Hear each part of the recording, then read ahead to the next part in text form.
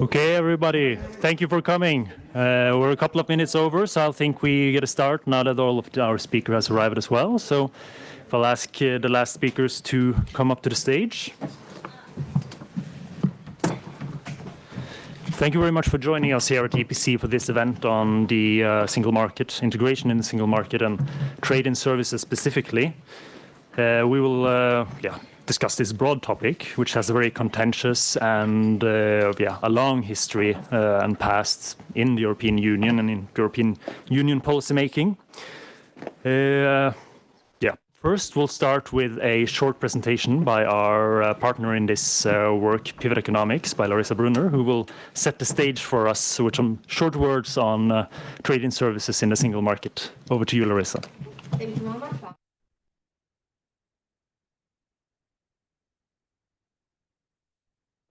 Is it on? Yeah. Yes. Okay, perfect. Thank you very much. So my name is Larissa Brunner. I work as head of economic research at Pivot Economics. I used to work at the EPC as a policy analyst, so it's very nice to be back. And I just wanted to set the stage with a few key facts and figures and the results of a very, very short modeling exercise that we did on intra-EU services trade. So to get started, the EU faces severe economic and political headwinds. And I'm sure you've all heard this before, so I'm not going to bore you with this. So just one thing to point out, I think, is the very high level of dependence on trade with the US and China. And this, as I'm sure we've all seen over the last few years, this is very relevant for two reasons. First, because it's a big problem, as we've seen over the last few years, with the Trump tariff drama earlier this year, with the severe disruptions to supply chains in the context of the COVID pandemic. And second, because I think it illustrates really nicely the significance of intra-EU trade, especially in services, which is such a huge part of the EU economy. So in this context, services account for 70% of the EU's GDP, 72% of all jobs. This proportion has increased over the last few years. So they really make up the bulk of the EU economy. The share of intra-EU trade in total services has also increased over the last few years.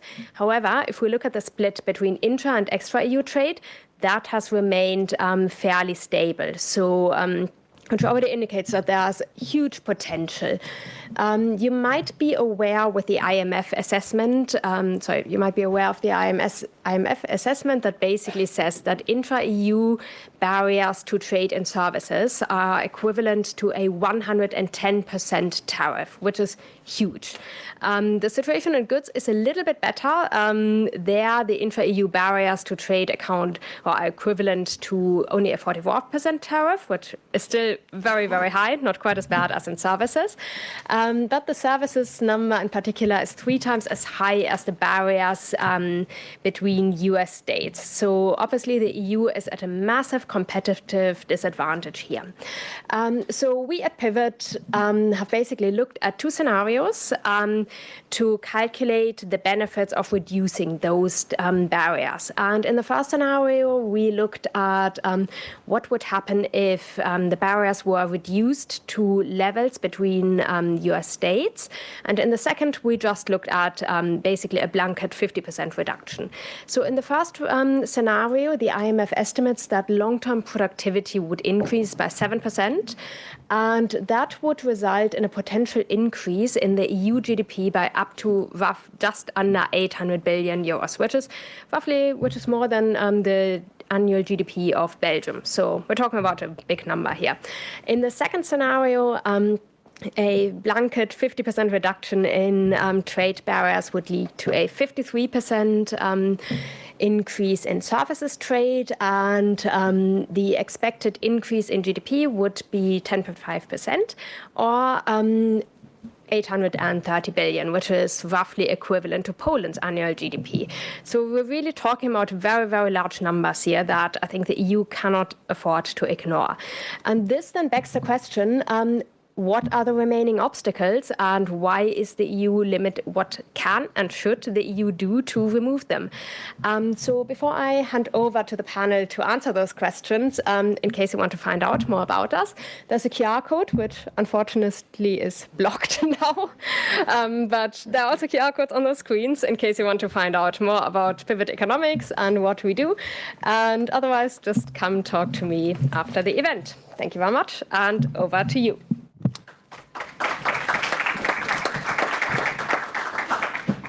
Thank you very much, Larissa. And now over to our great panel. We're joined by Mary Veronica Tovsak Pleterski, who's the Director of Single Market Enforcement and Barrier Removal at DG GROW. Philippe Adriaenssens, Policy Director at the European Roundtable of Industrialists. Rebecca Christie, who's a Senior Fellow at Bruegel. And last but not least, Stan de Spiegelaere, who's a Policy and Research Director at Europa.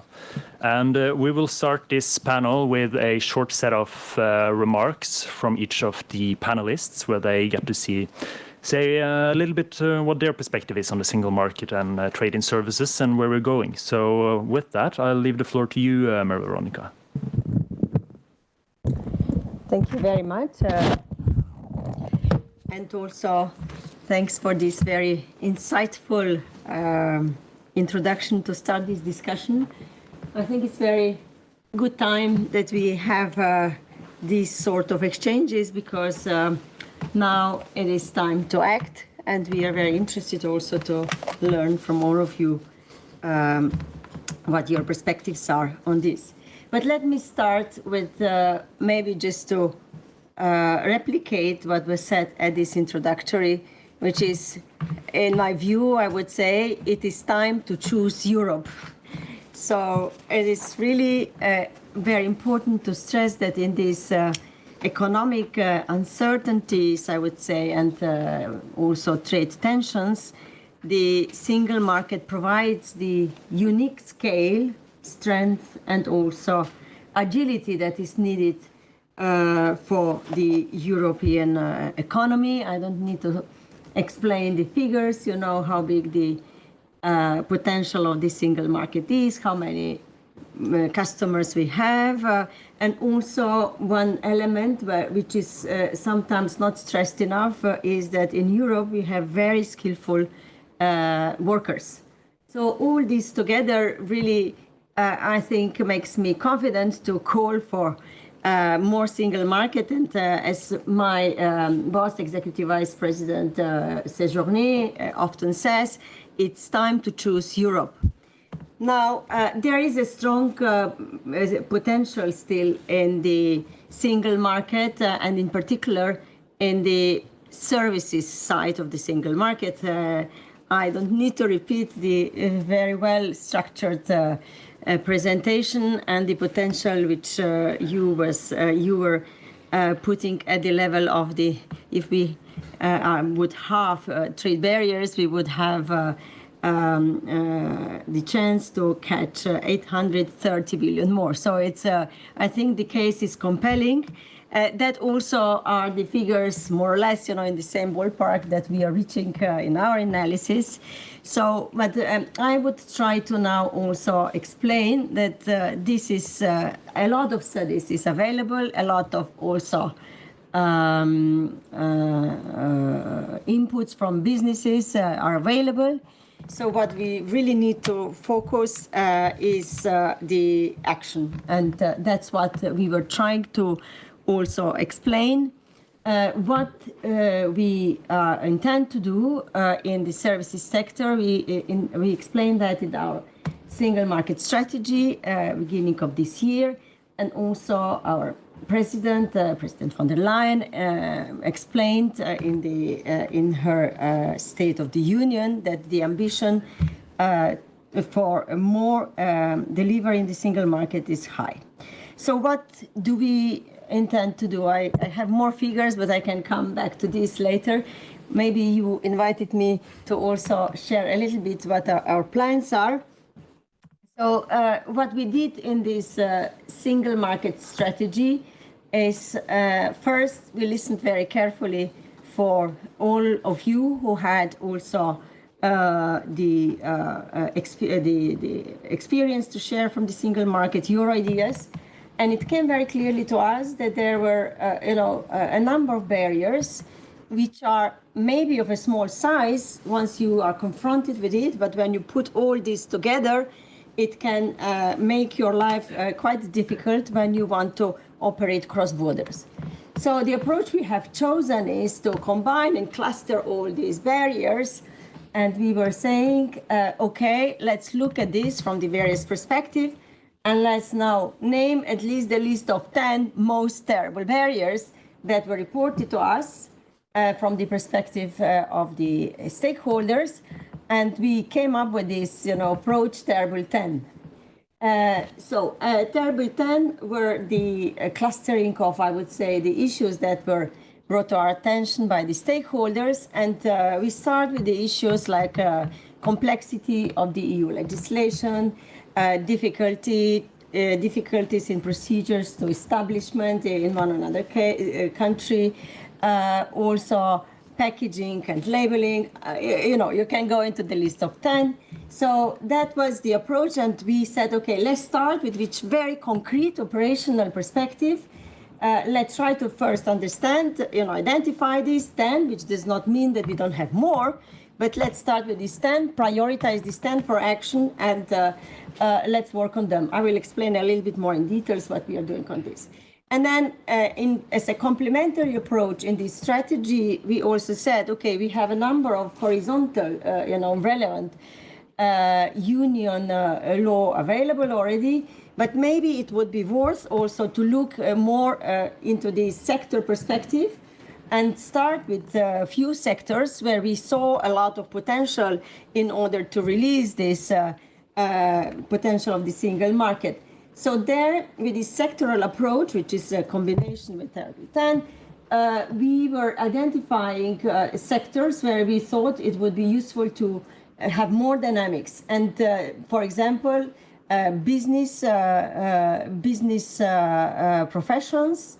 Then we have also construction was identified, retail sector, which again does not mean that other sectors are not having any barriers.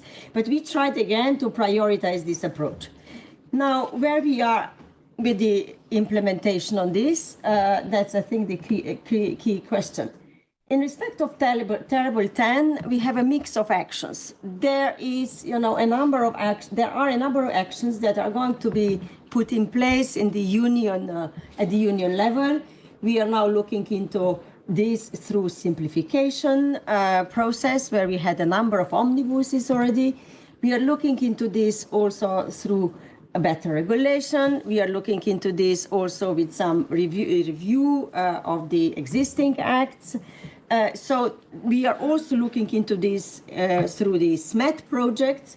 But there is also a delta with this Terrible 10, which brought to our attention the barriers, which are typically, I would say, member states driven or originated. And this is the approach which is also now new, a little bit more new. Philippe knows it because we had already a lot of reach out also to our partners, stakeholders. And with these, barriers which are originated from the member states that are creating fragmentations, through this, with these barriers in place. We used the evidence that we had in our drawers, analysis, but also the contributions of the industry, citizens, to go now and understand each of these rather, cluster of barrier in more detail. So looking into what are the real issues. Is this the administrative procedure? And we are looking, issue by, barrier by barrier. We are looking at the concrete issues. There is this administrative procedure that requires, businesses to, first obtain the VAT and then go to, do the physical request in a member state when you want to, establish or, and then we are looking at that barrier and trying to, build an overview where these barriers are present in which member state. So this is quite, detailed and tedious, I would say, work. So here, as I said, we use sources which we have. Of course, a lot of analysis has been done in the Commission, and a lot of your also sources are coming to us. So here we are pretty advanced. We are working with member states, showing them now what the barriers are, and we are also setting up the governance, the process, how we are going to work together with them to address these barriers. So, I mean, this is a little bit new method, and we are involving also stakeholders here because they are our sounding board to check whether the barriers are really disappearing when the member states are putting the actions, and commitments up to address them. And the second approach is basically the approach, as I said, sector-wise approach. There we are going to bring different, set of actions, also new proposals. A construction act would have certain parts addressed through new proposals, very likely. Some of them will be, again, working with member states, pushing best practices. Others will be addressed through recommendations. We have also Delivery Act. So we have this classical, I would say, also set of work streams that are going to deliver more single market in services. And then I think complementary part, and this was announced by the President in the State of the Union, is the Roadmap 2028, where we are going to, again, look at the big parts of unfinished, I would say, single market, and President list also the areas, energy services, telecommunication, financial services, linked to this 28th regime, and also looking in the 5th freedom, so to say. So there we are currently also preparing this roadmap, which is basically a plan how we all together are going to deliver the right solutions. I will conclude here my first intervention by saying, for us, really, the new approach would be that this is a joint effort. And we are trying to involve also with new approaches our partners, member states, institutions. And why? Because we need action. And I want to stress that this is a time for Europe to act. Thank you very much. That was a very strong case for the work coming ahead from the Commission. I'll leave it now to you, Philippe, to follow up with your thoughts. Yes, thank you. Thank you, Varg. And first of all, my apologies to the audience for having arrived a bit late. I was still busy ironing my shirt, and it took me longer than expected. ERT stands for the European Roundtable for Industry. We are not known to be an NGO that campaigns with a lot of visibility and fancy T-shirts, but at the occasion of the Enrico Letta and Mario Draghi reports, we did publish T-shirts. The other equivalent of Draghi says compete, I wore at the previous EPC event in July. That one had as the text, Letta says complete. At that time, I was thinking of making a web shop on the website of the ERT to sell these T-shirts, but I'm very grateful for the EPC to allow me to advertise for these T-shirts. They are available in case any of you want them. Just contact us, and we'd be very happy to share these. Why? Because these two reports of Letta and Draghi are exactly what the leaders of the 60 largest European industrial companies have been trying to say for the last decade. We represent the CEOs of, in Belgium, Syensqo and Umicore. In Germany, it's BMW, BASF, ThyssenKrupp. In France, it's Michelin, Total Energies, L'Oréal. The 60 largest European companies, their CEOs are directly member of ERT. They gave the impetus in the 80s to Commission President Jacques Delors to build the single market. And now we are very happy that the reports of Letta and Draghi point exactly towards the same direction. We need to further integrate, we need to harmonize, we need to make sure that companies can compete at scale within the European Union in order to be able to face global competition. Thank you to Pivot for showing these numbers. Some of these numbers have also been around for a while. 2, 3, 4 years ago, the European Parliament came out with that number of 713 billion euros that would be liberated until the end of this decade if only we integrated further the single market.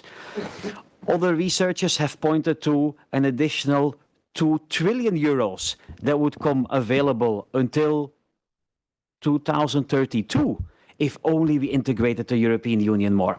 So thank you for just adding yet more research, yet more evidence that it's a no-brainer. We have to untap that potential of making sure we further stimulate the free circulation of goods, services, people, and capital, and even data in the European Union. And finally, if I compare with the last decade, that chorus is gaining momentum.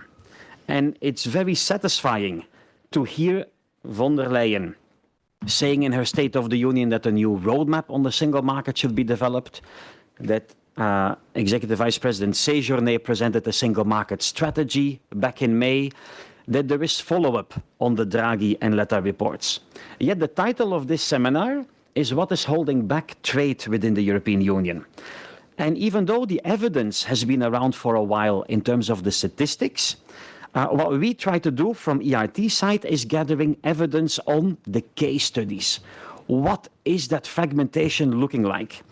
And a year and a half ago, we came out with a very, very heavy file, a compendium with more than 100+ obstacles on single market problems, gathered by our companies and several other associations.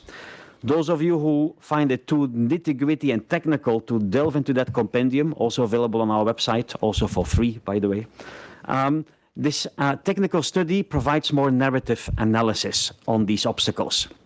Several of these obstacles have been taken up and recognized by the single market strategy. They're incorporated in these terrible 10 that Mary referred to. And allow me to give you a couple of examples. Maybe it brings to life better how fragmented our single market is.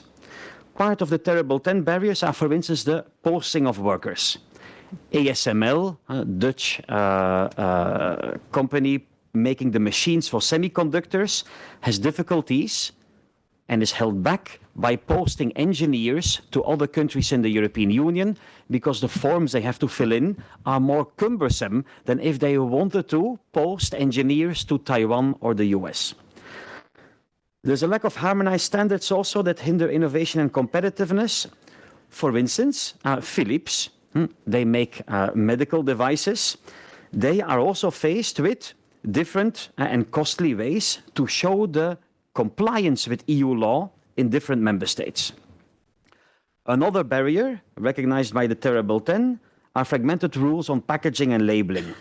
L'Oréal, DSM Firmenich, AkzoNobel and others, when they want to sell the same product, be it a can of paint or lipstick or anything else, it often has to be adapted to various requirements in other member states. Otherwise, that product cannot be sold. Often it's requirements inside the product, the air quality in a can of paint. Often it's the labeling that has to be different in France, from Spain, from Germany, etc. That needs to be dealt with. Fourth example, waste regulations are often different. Umicore and Michelin testify of that. All of these examples are in our compendium. And that prevents cross-border waste shipments and the classification of waste to be done in a harmonized way so that also companies can recycle waste at a lower cost and at a higher scale, so that waste would be collected within the EU and can be recycled and serve the circular economy rather than have to ship it outside of the European Union. Good. There are many more examples. It's great that the Commission is starting to tackle these. We, as ERT, have criticized the concept of terrible 10. These are the tenacious 10. All of these obstacles have been known for a while. They are tenacious.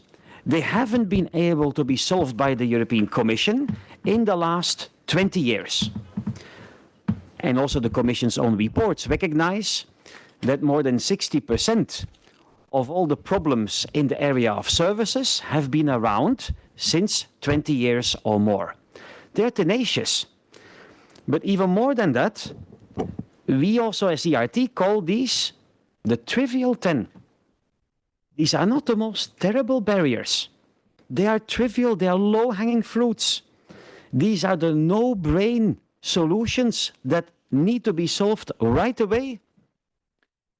And many more areas that have been identified in this compendium are not in the terrible 10 and should hopefully be recognized by the roadmap to 2028, that the Commission and the Member States still need to further work on them in the coming years.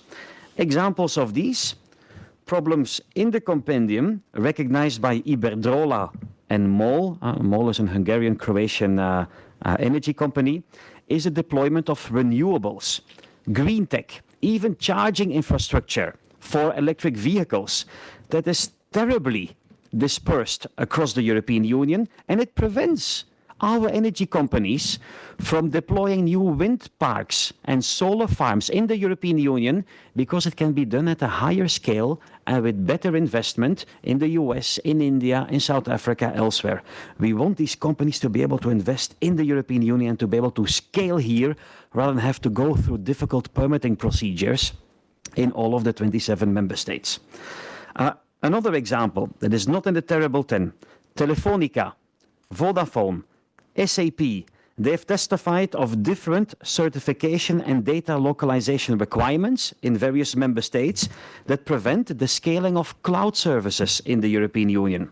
Also, that is something that should be tackled sooner rather than later by the Commission and the member states. Last example I will give is on health technology assessments. Companies like Roche and Merck have testified of these, that they have to conduct assessments of the same clinical evidence, clinical trials, oncology trials in various member states in parallel to each other, or having to start them up time and time again because member states don't recognize the clinical trials of each other. All of that is hampering the growth, the competitiveness, the GDP that Europe could have, and that was demonstrated by Pivot, if only the single market was more harmonized.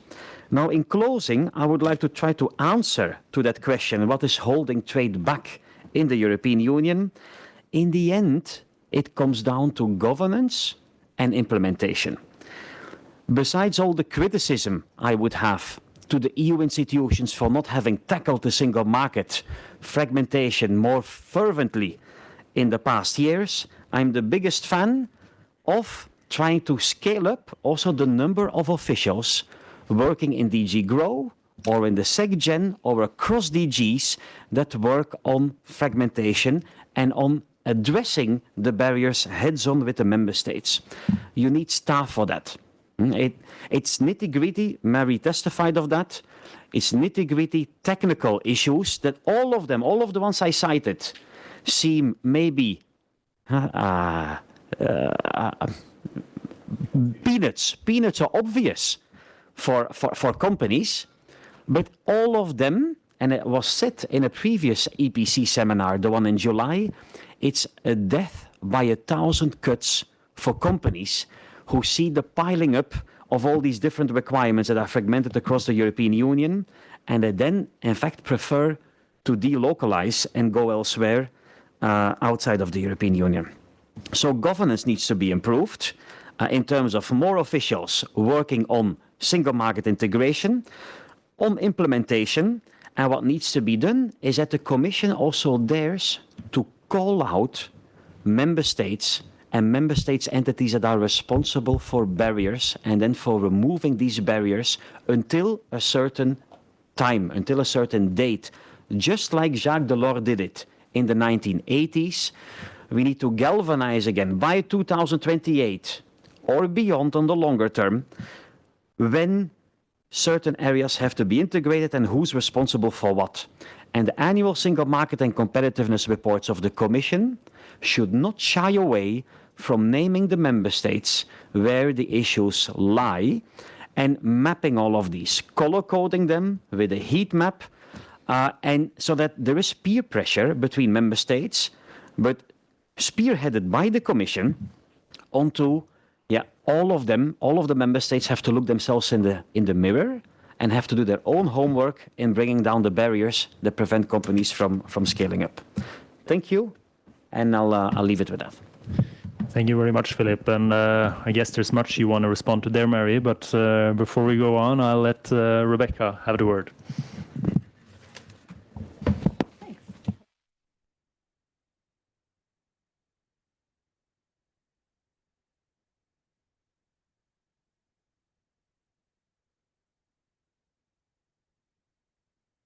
Example I'm going to give are going to have banks and financial companies as the characters in them, but you can apply these to all kinds of other industries. What we've heard so far about the need for less fragmentation and about the growing momentum for this is something I want to add to. The Letta and Draghi reports really showed a sense of urgency, both in terms of the different things that are needed and the political momentum needed to get there. I would say the Draghi report is more of a political signal of urgency because it had so much political support. It worked very hard to meet the moment and step up to where we are. And it's to me, a snapshot of where we are today and all the things that need to be done. The Letta report I view as more of a menu. And that gives it some longevity because many of the things in there have been used for, or been talked about for many years and will continue to be talked about. And as we see more people, younger people, new political leaders joining the EU cause, we can see if they're like, I need a project, I need something to do. They can flip through that and find something. The Letta report doesn't really have any bad ideas in it. It's got some that are better thought out than others, but pretty much everything in there would help. And there's plenty to do for lots of people. In financial services, we see that fragmentation between the different countries prevents money from getting where it needs to go. We need all of this investment to pay for long-term care, pensions, healthcare, investment, innovation, biotech, quantum, you name it, we need investment money to get there. And that money is mostly trapped. Now, part of that is trapped by culture. We have a culture of saving in bank accounts and not investing in companies. But part of that is trapped by national barriers. It's hard to invest across borders. It's hard to invest in things that are not traditional in your particular region and area where you are. We see in the EU that American banks sometimes are the most successful in doing business in all of the member states, even as they also are the ones who are most supportive of integration. Well, how can that be if they're out competing the EU banks doing cross-border business and they want to make more, have less fragmentation? They say, look, we're used to doing things cross-border. We have the lawyers, the big banks, to do 27 different sets of legal regulations and essentially net this all out internally in our own legal department. But if we didn't have to do that, we could downsize our legal departments and do even more business, and everybody else could do business too. So what I think you were saying about, people from the Middle East coming in, having to do all the different permitting, all of these things, there really is a benefit to making it easier to do stuff. One of the big issues in the EU is gold plating, which is to say taking a regulation that has already been through the EU process and then adding on to it. And member states don't say this anymore as national loopholes or carve-outs. They say, well, this is just, prudence, right? It's making sure that we do things the right way. And so you have all of these layers of complexity that are designed to create friction in the system. You have the Commission that works very hard to design a proposal. Before they even put that proposal out there in the world, they've shopped it around to a bunch of member states to try and get momentum. It goes through the process. The member states add conditions to push it through. The Parliament adds conditions to push it through. The thing that emerges is already more complicated than the thing that started.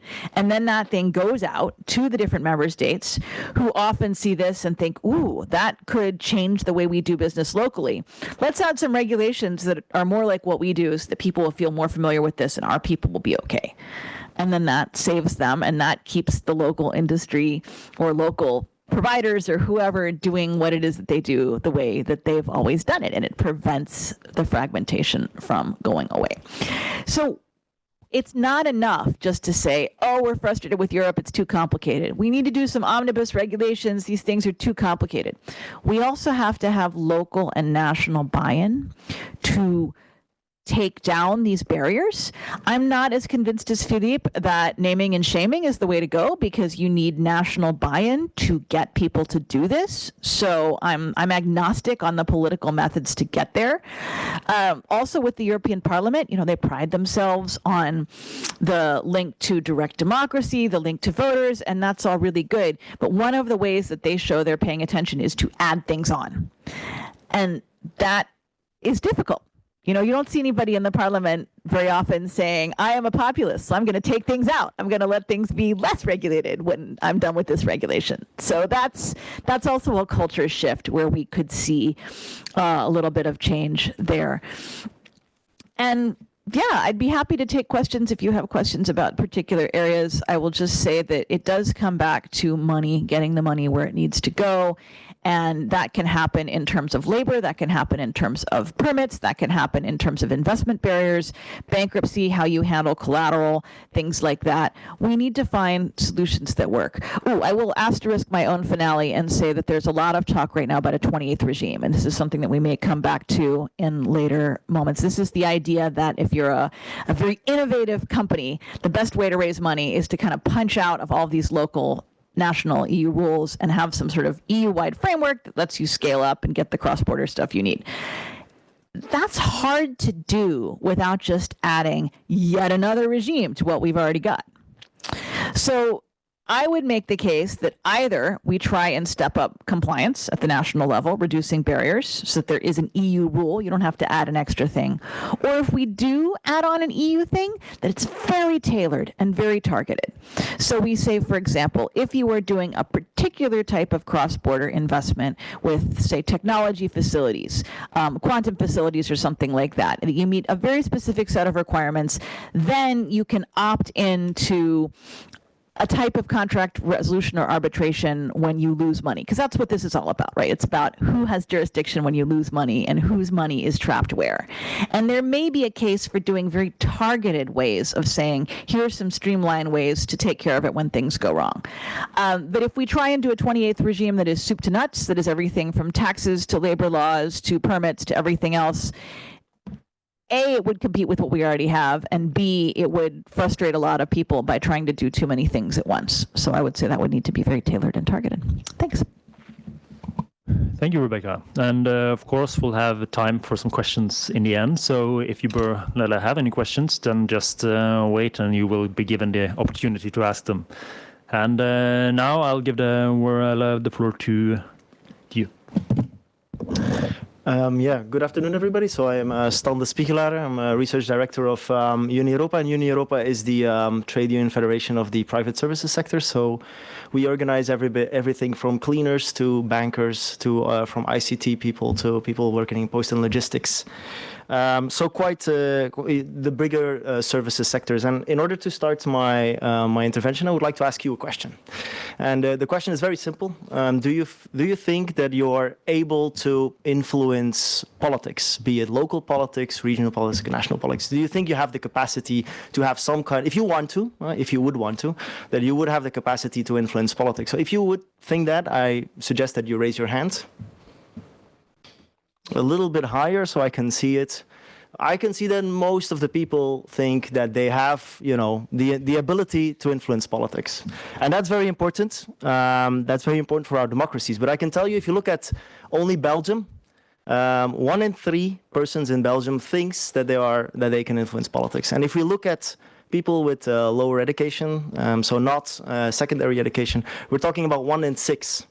So an absolute minority of the population in Europe right now thinks that they can, if they would want to, be part of the democratic process. And why am I saying that? Is because job quality and working conditions and the fate of workers is very much linked to political self-efficacy, because that's what we call it.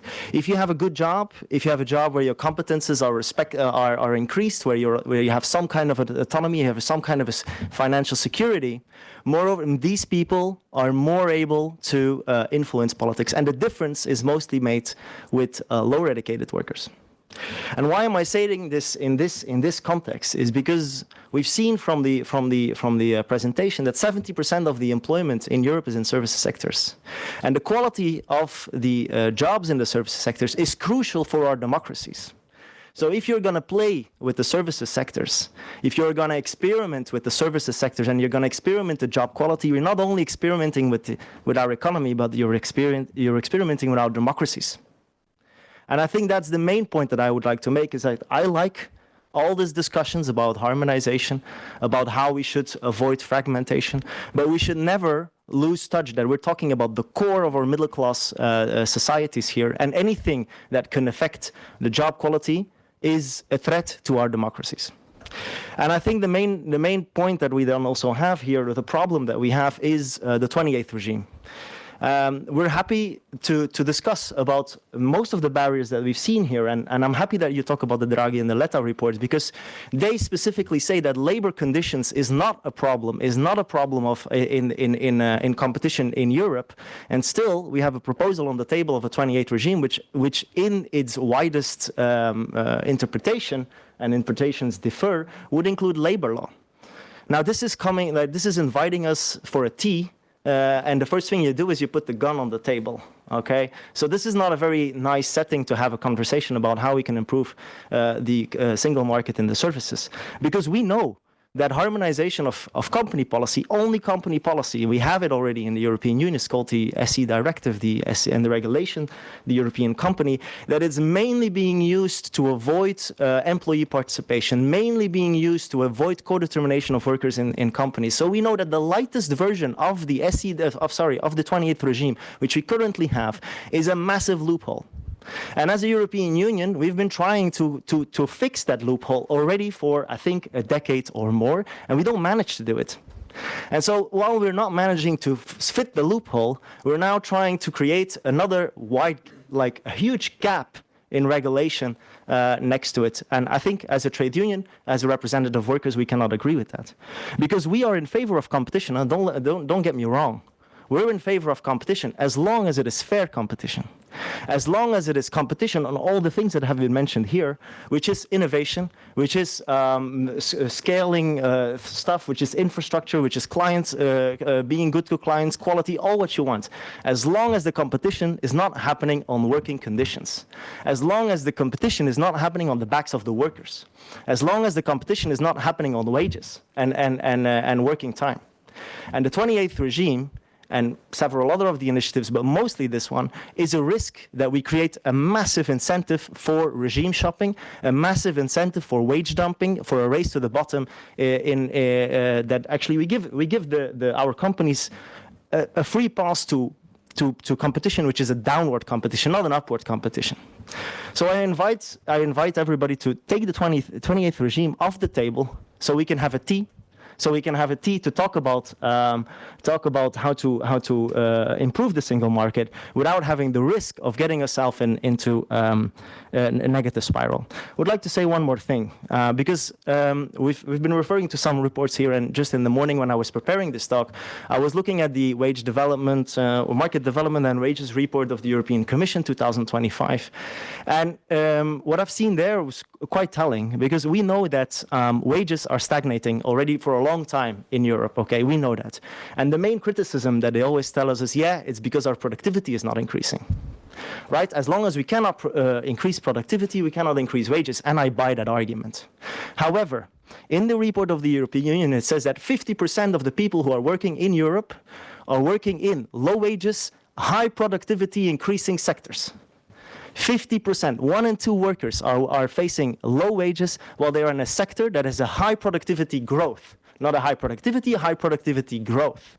That means that it's not necessarily our single market that is not working, it's our labor market that is not working. Who are these people in this low wages, high productivity workers? It's the sales workers, it's the crafts workers, it's the people who are in the plant, in the manufacturing, in the companies, etc. What have we done? What is the reason for this? What have we done as a European Union for a couple of decades now? Is we undermined the bargaining power of those people. We've undermined collective bargaining. We've undermined their abilities to set their wages. And if you undermine the ability of those workers to set their wages, who sets the wages? It's the companies who set the wages. And if the companies can set the wages, obviously they're not going to put them at the productivity rate. They're going to put them below the productivity rate in order to take extra profit. And we know as a European Union that wages are a massive boost for productivity, one, and a boost for growth, two. So we should do something to to fix not only our single market, but our labor markets from functioning and rebalance the bargaining power in the labor market. And I'm happy to have a discussion about all this. Thank you very much, Dan. A lot of different strands to pick up on here, but to start with the last comments from Stan and bringing it back to something that's looming over all of these discussions as well, of course, is the Single Services Directive from the early 2000s, which really sparked fierce pushback from the labor side as well and really made that difficult to pass. And a question to you, Mary, now that we're talking about liberalizing services, cracking down on services barriers, how are we going to do this in a way that works for everybody, where we don't just see the same thing happening again with huge demonstrations against it from the labor side and no agreement among the parties to all of this? Thank you. It's the story from 20 years. And I think in 20 years it has happened a lot. And the pace of changes is very fast these days also. So I do not want to say that these were relevant experiences, and I lived it through in the Council of Ministers. I was co-repair at the time negotiating this directive. And I think the things were, also not everything was materializing what we have heard at the time the problem would be. Just, remember the discussions of the Polish plumber. Today, I think everyone would like to have high quality, services of that person's. I think sometimes emotions are going very high because we are not looking into, real issues here.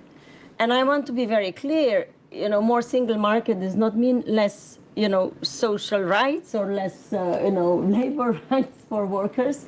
This is certainly not, the single market we are preaching. And I think that's very clear. And we need to be also very honest to us when we are discussing these issues, because most of the issues that I have seen, in this terrible tan and fragmentation, it's not to go against the workers or, to prevent workers to have more rights. It is rather, putting barriers which are not illegal, but are, sort of administrative practices, protection of local interest groups in a way that is very complicated. And at the end, also the workers are not necessarily, benefiting out of this. I have heard a lot of stories from SMEs that are living, for example, at the border regions. They are asking for more single market. They want to have faster recognition of their professional qualifications. They want to have simpler processes when they want to deliver services cross-border temporary, with posting of workers. These people are not, objecting the rules and objecting the single market. It is just that we need to get the right understanding, I think, of the barriers. And we need to have also single market as our home market. For me, this is very important part which came out very clearly. Letta, Draghi, everyone is talking about that. And just look around. I think Europe needs to work, really, needs to work in a united spirit. And we should preserve, as you said, our, characteristics of the labor market. We have high standards of social rights. And this is something which I think our president is the first one who is always bringing this up to, our ambition. So here, I think the discussion needs to really go into the real issues which are going to benefit all of us. There is no discussion, if I win, then the other need to lose. We can all win. Thank you. And of course, then we come down to discussion of actually removing these barriers and integrating the market. And as you sort of touched on, Rebecca, it's a lot of different places in the process where extra regulation can come in, and you have the parliament coming in, and you have gold plating when they reach the member states. But why is it so difficult to actually get rid of these barriers once they're there? And of course, we've seen that 60% of the barriers in the services market are the same from 2002 to 2022. So what is the difficulty here? My sense is it comes down to a first mover problem. a collective action problem and a sense that, how do I say it? You know, your barrier is a problem, but my barrier is being European with local characteristics. We hear that a lot, you know, we want to have such and such European regime, but with local characteristics, which of course defeats the whole purpose of cross-border, whatever. In financial services, a couple of the big threads are cross-border mergers. Most of the consolidation in banking has happened within countries and not across borders. And we see, and there are a lot of really interesting academic papers out there. I was part of a panel yesterday with the Leibniz Center and SAFE that has some great papers if you want to see the data on this, but essentially showing that financial services cost more because the banks are not working outside of their national home markets. And, you know, we had a pretty high profile situation with an Italian bank and a German bank recently, where the consensus within the industry and the policy people was that this is exactly the sort of big cross-border merger that would help break down these barriers. And wow, it was not well received by the Germans. We're also looking right now, my colleague Nicolas Véran has written a very stirring monograph on the case for pan-European capital market supervision. So that would do two things. It would take all of the different types of non-bank financial services there are and sort of consolidate them in one regulatory structure, because right now how these services are regulated is different from country to country. Sometimes some people do it all in one regulator. Some people split it between the central bank and other things. Anyway, there's lots of different ways. So you put it all together, and then, and this is the key part, you bring it to the European level. So you replace those centralized national regulators with an office of the EU. This has been so controversial for people because the regulator that would presumably do this, the European Securities and Markets Authority, is based in Paris. And every country that is not France says, we don't like this because we don't want the French regulating us. And Nicolas' proposal, which I think is a good one, would be to say, okay, so we take ESMA out of Paris. We put an ESMA office in every member state, just as we have a commission office in every member state to be a liaison. We can have centers of excellence. We can do this. But we've got to have some sort of continuity, because otherwise, when you are coming from outside the EU looking to put money in, you have to look at the regulatory regime. And again, it comes back to, can I get my money back? That's what all of this stuff could be about. And in capital market circles, we've been talking about 28th regime for a very long time in the very specific context of what happens when I have a loss. And it has nothing to do with labor laws. It has nothing to do with sales taxes. It has nothing to do with a lot of other things that are legit cross-border barriers, but that are not investment barriers to speak of. So we need to find ways, whether that's better supervision and regulation, which I think would be great, whether that's streamlined procedures for people who comply with a certain set of conditions. And you could see that either in investment or maybe in pension management, things like that. We need ways to make sure that people can take a little financial risk, make some money, and have a predictable way to get their money back when they face losses. That's very hard to do if you're doing local management or European management with local characteristics. Thank you, and I want to go to you, Philippe. Of course, as we've heard now, we've heard a lot of nice words for some sort of 28th regime, and we've also heard that it's a gun at the table. What's your view? Is this, of course, this is where the debate is right now. Is the 28th regime a boon for European businesses, or is it just an extra regime to the burden? The honest answer is, I don't know. We don't know. And the 28th regime is definitely not the most important issue. Will it solve some obstacles? Perhaps, maybe, for companies who newly want to start and set up. But will that company on the 28th regime be facing less barriers when then it exports services or people or goods to another EU country?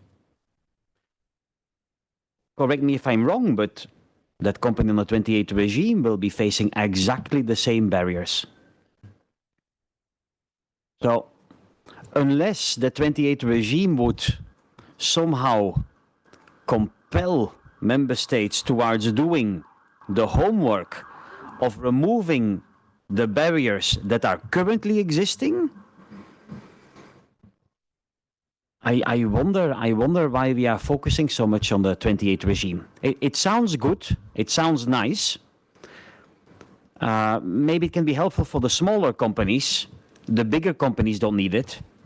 But by the way, the barriers I mentioned earlier in my first intervention were all testified by the bigger companies, by the large companies, those companies who actually are able to overcome the barriers by adapting their products to different markets. So it's not for us, it's not for the bigger companies that single market needs to be integrated further. It's for all the small and medium-sized enterprises in a supply chain of the bigger companies, or it's for the future Spotifys of this world, the small innovative companies, when they are building up, that they can stay in the European Union, that Spotify could stay in Sweden and expand and slowly to Finland, to Germany, to France, rather than what it had to do 10 years ago, was to go first to the US, raise more capital there, gain a bigger customer base in the US, before then they get the critical mass to then go to other European countries and then indeed get established there in every single country. That we have to facilitate and make easier for the next unicorns, for the next generation of companies. And I think the best is to start with all the problems that are currently mapped out. And I don't think that the 28 regime is the passepartout, panacea type of solution. But I'm happy if the European Commission can prove me wrong and elaborates a proposal that will be, on the one hand, removing a lot of barriers, indeed not leading to a race to the bottom. Who wants a race to the bottom in the European Union? None of us. Definitely not the bigger companies. And will the 28 regime remove any existing barriers? I don't know. And will then member states accept that? And the more ambitious the 28 regime will be, the more recalcitrant member states will be to then approve it and through the legislative process agree to it. What I think is a better method, if I may also react to one of the other speakers, is the naming and shaming. Yes, being gentle, being diplomatic, having the soft touch approach on member states, only working through the SMET, the Single Market Enforcement Task Force, in closed-door committees, is not leading to the quick, fast, important changes we need. Jacques Delors did it differently in the 80s. An all-encompassing vision with a lot of new legislation were needed for harmonization, but also telling member states what is not working well. And it's only going to work if, and that's the theory of why do we need to do naming and shaming. It's a theory of the chain reaction and of the big bargain. It's Denmark will only allow waste from other countries in its market for its own factories when Denmark sees through the reports with the naming and shaming that France is doing its own homework on removing labeling and packaging restrictions. When will France do that and remove some of its own legislation on that, some of its own gold plating? Well, when French companies will maybe get better access into Hungary. Because Hungary has a lot of restrictions on foreign supermarkets. And Carrefour has a lot of problems in pricing its products in Hungary. But when will Hungary allow foreign retailers more easily into its own country? When Hungary sees that its own companies get better access to Belgium and the Netherlands, and when Belgium and the Netherlands reduce some of their vested interests on posting of workers. And when will Belgium and the Netherlands do that? When they see the progress being made in other countries. So it's up to the Commission to name and shame all of the countries with their problems, make sure there is a big bargain, a big overall deal in the interest of unlocking that 700 or 800 billion euros. All of the countries need to work together on their own problems. Why? Because other countries are doing the same, and it's in the overall interest of Europe's competitiveness, of higher growth, of keeping high-quality jobs and well-paid jobs in industry, in big tech, and other jobs, to keep that in the European Union. Thank you. Thank you, Philippe. What do you say, Mary? Will we see you anytime soon out there naming and shaming the member states? Do you think that's the way to go? I don't know. I have been doing this also last 4 years since I'm in this job, because I'm also director in DG Grow for infringement procedures. And these are procedures where we bring member states to the court. And these are very, profound, I would say, processes in sense of collecting all the evidence and going through all the legal steps. Now, what is the best political method?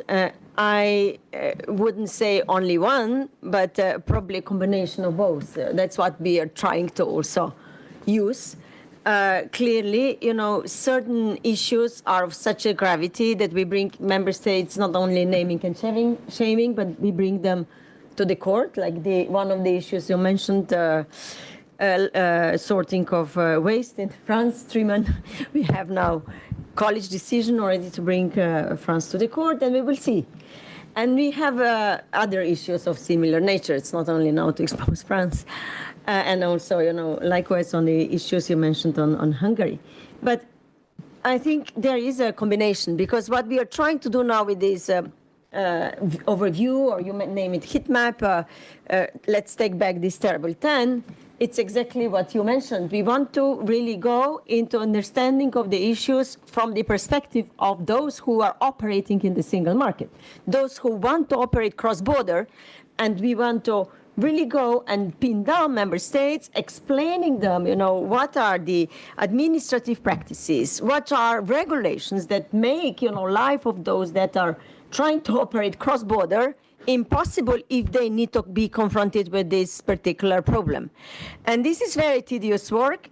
And there, we are now building up the analysis and the flags, where the flags are red, where the flags are yellow, green.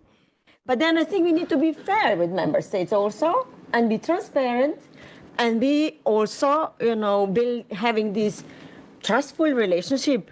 Confrontation is good, but I think with confrontation, you not necessarily always achieve the goals, because they also need to do their work at home. And very often, I tell you this, it's not illegal what they have. It could be gold plating. It could be regulations that are favoring their cultural differences, as you said, or things which are unfriendly to those that want to use single market as home market. But they still need to be confronted with this. So these are, I would say, the political method should be ambitious one. I do agree about urgency that was said by Rebecca. I do agree with Philippe that there must be some understanding that this dynamic is not only to be reported once and, every 6 months, and then, okay, you can cope with this, and then you come back or not, with the same color and no progress. So here we really need to go into these debates, and that's why also in our strategy we are proposing, for example, Sherpa network, single market Sherpa we call them. This is also with the ambition to trigger the national awareness and action when it is needed, at the level which is an influential, level at the member states. So that's why we are saying that we are expecting that member states will, have someone in this network, Sherpa's network, that would be able to help us to advance, the processes when needed, from the perspective of the single market. And this is not necessary, I repeat myself, only, when we need to go through the court procedures. So this Sherpa network would be another lever, which we hope can help. And certainly Letta and Draghi, they do help. But now I repeat myself, we need action. We need to have plan, as President said. We need to measure progress, and we need member states and us and this industry and everyone to deliver. Thank you. Two questions for you, Stan. Of course, we've heard a lot now. Are your fears sort of calmed from what you've heard from the rest of the panel? And we hear now from Mary that action is coming. If action is coming, in what way would you see it come? Well, I think I'm mostly very happy to see that we all agree. It seems that we all agree that we don't want the wage dumping, we don't want the race to the bottom, and we do think, it seems, I might paraphrase here, that the 28th regime is not a solution for the obstacles, for the barriers that we have identified in the single market. It's not a solution for the financial service, not a solution, it's maybe perhaps a solution for the big industry, and it doesn't seem to be a solution for the terrible 10. To be honest, when we saw the terrible 10, as a trade union, we didn't have any problem with that. When we saw the Letta report, we were happy with that. When we saw the Draghi report, we could live with that. And then, and it says specifically, all of them say specifically what you have said here. We don't want a race to the bottom. Labor conditions is not an issue of competition. And still, again, in the work program, the 28th regime, including harmonized, or I don't know how to call it, harmonized conditions of labor law, is in the program. So nobody sees it as a solution. It's perhaps maybe a solution, but I can tell you, and I'm not a betting man, but I would love to make a big bet. When the 28th regime is installed and it has a harmonization of labor law issues, it will be used for circumventing labor law. It will be used to circumvent workers' participation. It will be used, as the SE directive has been used, to circumvent working conditions in social Europe. So I'm happy to see that we all agree, but we need to get the gun off the table. If we want to have a tea talk about the terrible 10, which I'm happy to have, we cannot have it while the gun of the 28th regime is on the table. Okay, we'll soon open up for questions, but finally, just in the in the nature of the name of the event as well. Of course, Draghi, Letta, von der Leyen all have pointed to the need to deepen the integration in the single market now in the face of trade tensions and bumpy international economics. So to you, Rebecca, what is the need and what is the possible strengths, and how could the single market help Europe in the future if we actually achieve what we all seem to want here on the panel? I mean, what we on the panel want, we're people who work with the system. So we want the system to work better, and we want to support the people who are members of the system.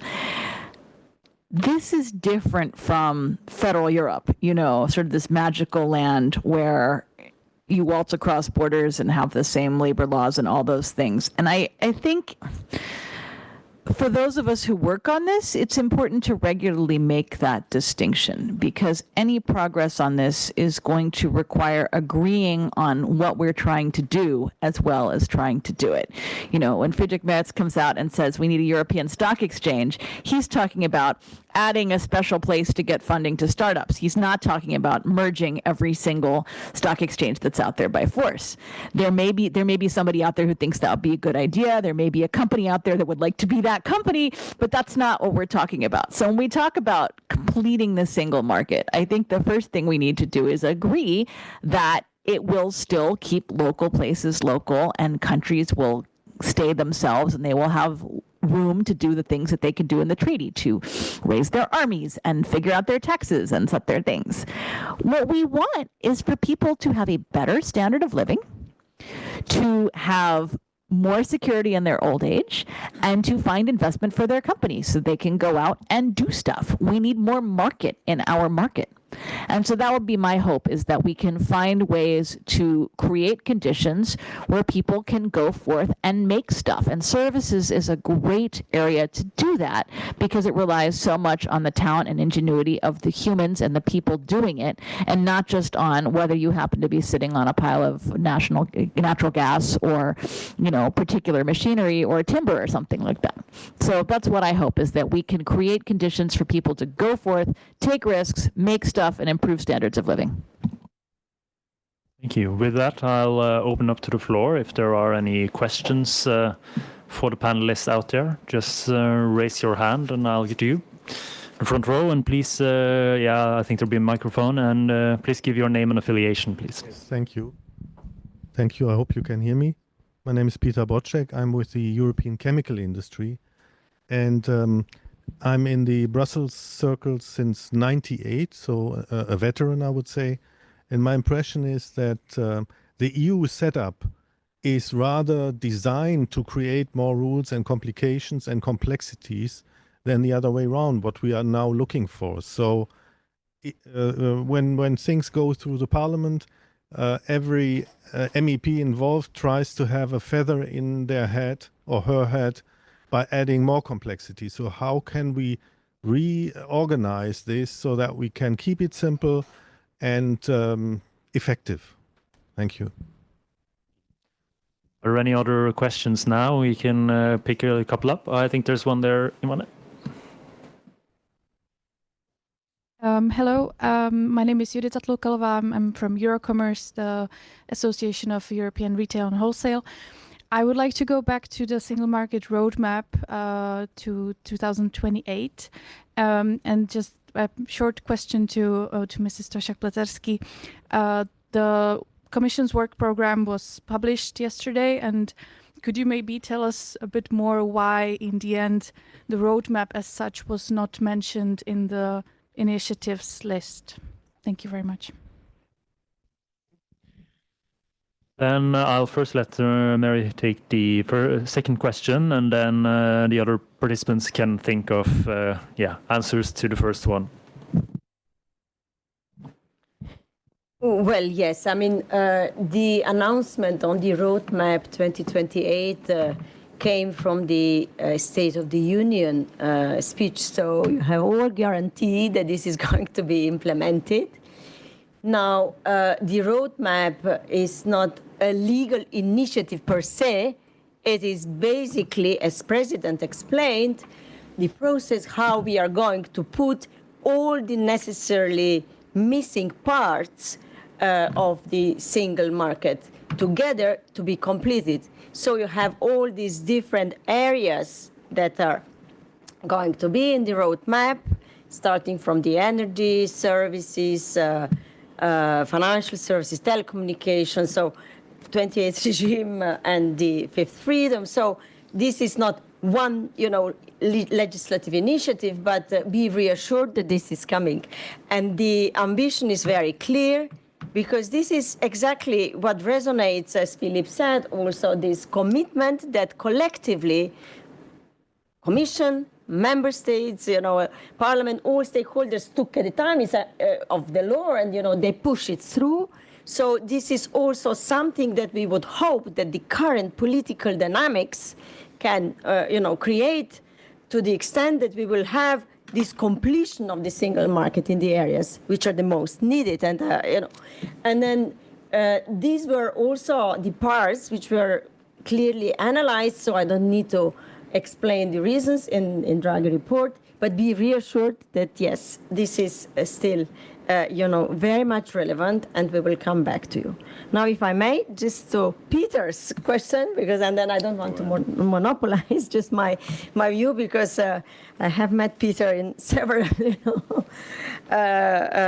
moments of my career in the Commission, and also now I'm happy that you're here much longer, even than I. But it's interesting to hear that still, we are. There is this perception about the complexity of the EU legislation.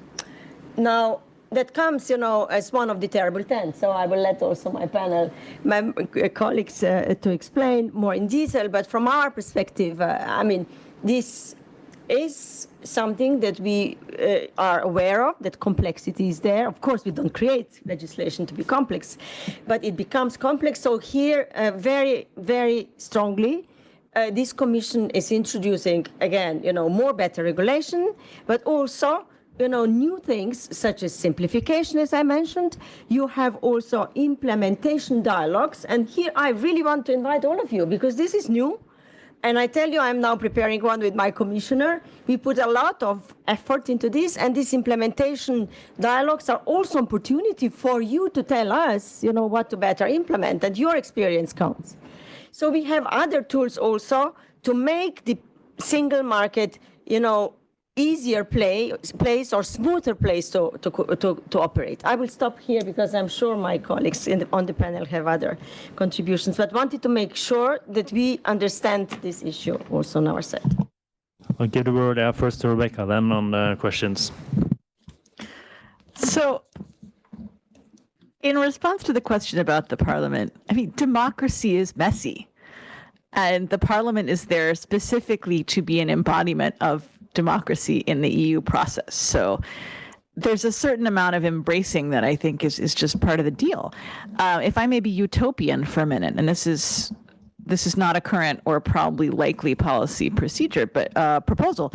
But the way to do it, and the way also to address what Stan was saying about do people feel they can make a difference in politics, is to simplify the party system. I've been Belgian for 8 years now. I am incapable of telling you who my MEP is, because to vote for an MEP, you pick a name off a list. You are presented with a table of 12 lists, each of them with 30 people on the list. And then even if you pick an individual, which you can do, the lists all get tallied, and the people who get chosen don't necessarily add up with the people that you voted for on the list. So if you really want to influence the process, you have to join a party, you have to participate in the crafting of their platform and the choosing of their list. I know exactly one person who does this, and he was passionate about getting nuclear power into the N-VA Flemish nationalist program, which you can have opinions on, but which is maybe a little bit separate than many of the other concerns facing Belgium today. So the people who are doing this are very eccentric and single issue, and there are a lot of barriers between us and democracy. So if I were in charge, we'd have fewer candidates and it would be clearer who you're voting for. And I think that would help a lot. Thank you. Yeah, I think we can all agree to that if there's one system more opaque than the Commission one, it is the Belgian one for sure. So, no. But moving on, Philippe, do you have any comments to the questions asked? As a Belgian, I'm happy to continue philosophizing about our system. But look, why is the Belgian system complex? Yeah, it's because there are diverse interests. It's a diverse country in terms of languages, cultures, etc. And we've crafted a system that tries to respect various balances. I'm a local politician. I got elected a year ago. I was not single issue. I just found it important to also get engaged in my local community besides the work in the ivory tower of Brussels Eurospeak, simply in Adriaenssens. I was fourth on the list. I'm very happy that there's many people who can candidate on political lists in Belgium. I think it improves the outreach that political parties do during elections because they reach more people, more citizens. In other countries, take the Netherlands, where people get decided to put on the list by their political party, they don't necessarily have to do so much campaigning. When there is no individual vote in the voting booth on a particular person. So I find Belgium very democratic and complex. Now the question was, to return to Peter's question, can you stop that? Yeah? How to refrain MEPs from adding even more complexity for their own feather on the head at the end of a political process. Good luck. Yeah? Try adding to the rules of procedure for MEPs, thou shalt not add complexity more than needed. I'm sorry, I don't have any solution, but the problem you're touching on is very real. The only thing we can do and have done as business and as citizens is say this complexity is an issue. ERT said that in many surveys over the last years, that the complexity of the EU is a higher issue, a higher problem for business than the price of energy. You all in this room know how crippling energy prices are in the European Union, how that is scaring our business away to go to the US, China, India, you name it. The complexity of the EU's legislation is even a higher problem for companies. Finally, thank you also to CEFIC and to the Antwerp Summit. The first point in the Antwerp Declaration for an industrial deal was make the EU's regulation less complex and add or introduce an omnibus proposal to reduce reporting requirements. That's what's needed. Yeah? The Commission is luckily taking that on board. So far, with zero impact. Because indeed, also the omnibus proposals need to pass through the Council and the Parliament. We will see in the coming weeks to what extent the omnibuses will really lead to a reduction of by 25% of the reporting requirements. That is the political goal. If that's not happening, I would invite the Commission and all the politicians, those campaigning for elections or those in the Parliament or those in the, as active as commissioners right now, to make the case even clearer, with more evidence, with more talks, with more numbers. Why? It's needed to simplify. Because indeed, through all the delegated acts, through all the amendments that are still made in the legislative process, we're making our system too complex. The solution is not, I think, to ask MEPs to refrain from changing legislation, but to try and make a more compelling case, all of us together, also stakeholders, NGOs, business associations, for why politicians need to make the regulatory framework in the EU much more simple than it is nowadays. Thank you. Thank you very much, Philippe. I'll let you, Stan, have the final words on the questions. Do you have any comments? I don't think I have a lot of comments on both of them. I think one thing that I could say is that where I also buy the argument of complexity is a little bit is that there is a problem also in the let's say transnational mobility and all this kind of stuff on the information of what rights and duties apply to workers when they do a service in another country, etc. It's quite difficult, even though there's an obligation for the countries to have lists of minimum wages per sector and all this kind of stuff. It still is very difficult for a worker to find exactly which conditions that they can which rights they have if they go and do a job in a different country or whatever. So on that level, I do join that criticism. Are there any final questions from the audience? We have a couple of minutes left. No? If not, then I think it's this is a good point to end it. So I'll just ask you and join me in giving a round of applause for our panelists.